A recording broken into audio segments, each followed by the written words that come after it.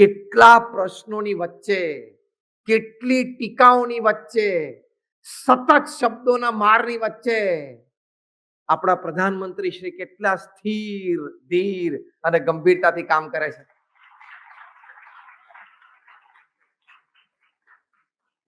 એમને કોઈએ પૂછ્યું કે તમારું આટલું સરસ સ્વાસ્થ્ય 71 વર્ષની ઉંમરે છે, એનું કારણ શું છે? તો હસતા હસતા જવાબ આપ્યો કે હું રોજ 1 થી 2 કિલો એક સ્પેશિયલ વસ્તુ ખાઉં છું. એટલે બધાને આશ્ચર્ય થયું કે 1-2 કિલો સ્પેશિયલ કઈ વસ્તુ ખાય છે? તો કે રોજ સવારે ઉઠી અને સાંજ સુધીમાં 1-2 કિલો ગાળો ખાઉં છું.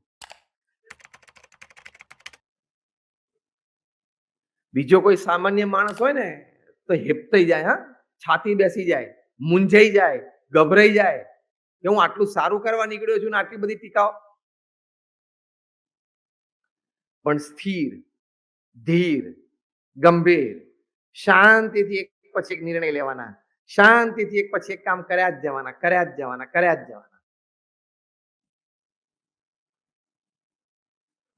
તો એ પ્રોસ્પેરિટી થિંકિંગ કહેવાય, એ પોઝિટિવિટી ઇન એડવર્સિટી કહેવાય. જો વરસાદ બંધ નહીં થાય, તારે ઘરની બહાર જવું હોય તો છત્રી અને રેઇનકોટ લઈ લે, વરસાદ ચાલુ રહેશે. એમ તમે એમ કહો કે મને જીવનમાં બધી અનુકૂળતા જ આવે, કોઈ મને કંઈ કહે નહીં, ટોકે નહીં, રોજ સવારે ઉઠીને મને કામની અનુકૂળતા આવે, વ્યક્તિઓ મને સાથ આપે, પરિસ્થિતિ અને સંજોગ પણ મને સાથ આપે, ગવર્મેન્ટની પોલિસીસ પણ મને સાથ આપે, માર્કેટ પણ મને સાથ આપે, એવું તો કાયમ નહીં. એ તને ભગવાને જન્મ આપ્યો ત્યારે તારી સાથે ભગવાને એમઓયુ સાઇન નથી કર્યું, મેમોરેન્ડમ ઓફ અન્ડરસ્ટેન્ડિંગ એ ભગવાને સાઇન નથી કર્યું તારે આખી લાઈફ ગુડી ગુડી રહેશે.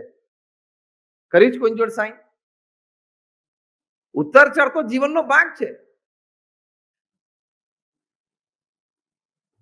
ઉત્તર ચઢ જીવનનો એક ભાગ છે. આપણે બધા સાઇન વેવ ભણ્યા છે ને, આમ સાઇન વેવ. ટોપ પર આવીએ, પાછા નીચે જઈએ, પાછા ટોપ પર આવીએ, પાછા નીચે જઈએ, એમ કરતા કરતા જ જીવન પૂરું થાય. અને તો જ રાઈડની મજા આવે ને. હિલ સ્ટેશન ઉપર રાઈડની કેવી મજા આવે? તો લાઈફની એવી હિલ સ્ટેશન જેવી જ રાઈડ હોય. આવા બધા પ્રાથમિક વિચારો જીવનમાં દ્રઢ કરી રાખ્યા હોય તો હંમેશા એડવર્સિટી, પ્રતિકૂળ પરિસ્થિતિમાં પોઝિટિવિટી રહે. એટલે ટૂંકમાં આપણે પોતે વ્યવસ્થિત ગોઠવવાનું, આપણે આપણું જીવન વ્યવસ્થિત ગોઠવવું જોઈએ અને આપણે આપણી જાતને વ્યવસ્થિત ગોઠવી લેવાની, તો એની જાતે બધું સારું થઈ જશે. તમે ડિસ્ટર્બ થશો તો બધું જ ડિસ્ટર્બ થશે. ફેમિલી ડિસ્ટર્બ થશે, ફ્રેન્ડ સર્કલ ડિસ્ટર્બ થશે, ઓફિસ વર્ક ડિસ્ટર્બ થશે, તમારું બિઝનેસ ડિસ્ટર્બ થશે, બધું જ ડિસ્ટર્બ થવા માંડશે તમે ડિસ્ટર્બ થશો તો. અને તમે ડિસ્ટર્બ ના થાવ તો બાકીનું બધું ડિસ્ટર્બ થયેલું હશે ને તો ધીમે ધીમે ગોઠવાવા માંડશે. કારણ કે તંત્ર, વ્યવસ્થા, કાર્ય એ બધું જ વ્યક્તિના આધારે ચાલે છે, વ્યક્તિના આધારે નથી ચાલતું. At the end of the day decision maker is a person. વ્યક્તિ વ્યવસ્થિત હોય તો બાકી બધું જ વ્યવસ્થિત ચાલવાનું છે.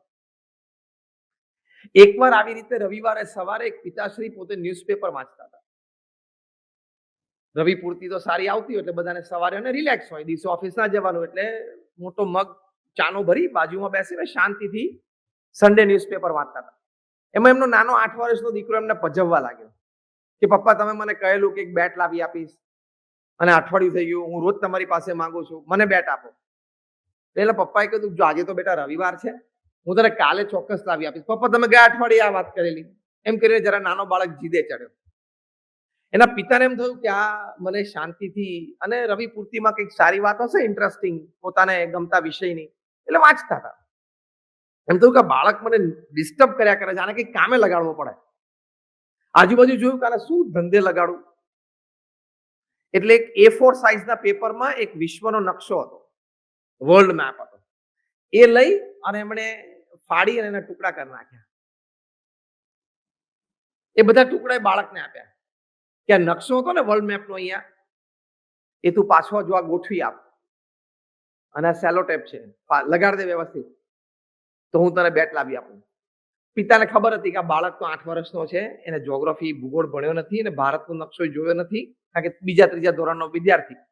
આને દુનિયાના નકશાની ખબર કેવી રીતે પડશે? એટલે એંગેજ થઈ જશે અડધો પોણો કલાક તો આપણે આપણો ટાઈમ નીકળી જશે. પેલો બાળક તો 10 જ મિનિટમાં પાછો આવ્યો, ફર્સ્ટ ક્લાસ સેલોટેપ પાછળથી લગાડીને આખો વિશ્વનો નકશો ગોઠવી દીધો. પિતાને બહુ આશ્ચર્ય થયું કે 8 વર્ષનો બાળક આ વર્લ્ડ મેપ કેવી રીતે ગોઠવે? તો કે મેં તને કહેલું કોઈની મદદ નહીં લેવાની. તો કે મેં કોઈની નથી લીધી. પેલા પિતાએ આ બાળકના માતાને એટલે પોતાના પત્નીને પૂછ્યું કે આને મદદ કરી? તો કે ના. બહુ આશ્ચર્ય થયું. એટલે બાળકને પૂછ્યું કે આ દુનિયાનો નકશો તો તે કેવી રીતે ગોઠવી દીધો? તે તો કદી દુનિયાનો નકશો જોયો જ નથી. પેલા બાળકે હસતા હસતા પપ્પાના હાથમાંથી પેલું કાગળ લઈને ઊંધું કર્યું કે પપ્પા પાછળ એક માણસ ઉભો હતો ને એનું ચિત્ર હતું. મેં માણસ પાછળ ગોઠવી દીધો, આગળ દુનિયા ગોઠવાઈ ગઈ.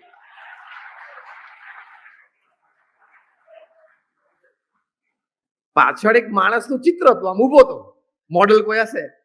મેં બધું ઊંધું કરી અને પહેલા પાછળ માણસ ગોઠવી દીધો. એટલે આગળ દુનિયા એની જાતે ગોઠવાઈ ગઈ. યુરોપની જગ્યાએ ગોઠવાઈ ગયું, અમેરિકાની જગ્યાએ ગોઠવાઈ ગયું, ભારતની જગ્યાએ ગોઠવાઈ ગયું. માણસ વ્યવસ્થિત ગોઠવાય એટલે દુનિયા ગોઠવાય જ જાય. એ માણસ વ્યવસ્થિત ગોઠવવો એટલે પોઝિટિવિટીની એડવર્સિટી, ગમે તેવા સંજોગોમાં સ્થિરતા, એ માણસ ગોઠવાયો કહેવાય. તમે એસી ઓફિસમાં બેસીને 500 કરોડનો વહીવટ કરો, એ ગોઠવાયેલા નથી. પણ એસી બંધ થઈ જાય અને સમાચાર આવે કે 500 કરોડમાં આપણને 200 કરોડનો લોસ છે, એ વખતે મન સ્થિર રહે ને, એ ગોઠવાણો કહેવાય. બાકી એસી ચાલુ અને 500 કરોડનો વહીવટ હોય તો રિવોલ્વિંગ ચેર ઉપર આટા મારવાની બધાને મજા આવે. માણસ ગોઠવાય એટલે દુનિયા ગોઠવાય છે. અને માણસ ગોઠવાય એટલે શું? સકારાત્મકતા, પોઝિટિવિટી. કારણ કે તમારી પાસે કશું જ ના બચે ને ત્યારે એક જ વસ્તુ બચે છે, પોતાના વિચારો. અને આ એક બચે ને એટલે એના આધારે બધું ઊભું થાય. શ્રીલંકાના એક બહુ જ સારા ક્રિકેટર હતા મારવન અટપટુ, મિડલ ઓર્ડર બેટ્સમેન. ડોમેસ્ટિક ક્રિકેટમાં એમનું ખૂબ સારું પરફોર્મન્સ. એટલે એમનું જે સ્વપ્ન હતું એક દિવસ સાકાર થયું કે શ્રીલંકાના નેશનલ બોર્ડ તરફથી એમને ઇન્વાઇટ આવ્યું કે you are selected for the playing 11 of the country. દેશની ટીમમાં એમને સ્થાન મળ્યું. એ કોઈ પણ ક્રિકેટર માટે એક સપનું હોય, અને એ દિવસે એમનું સપનું પૂરું થયું. બહુ રાજી થયા, પરિવારે આનંદ ઉત્સવ ઉજવ્યો.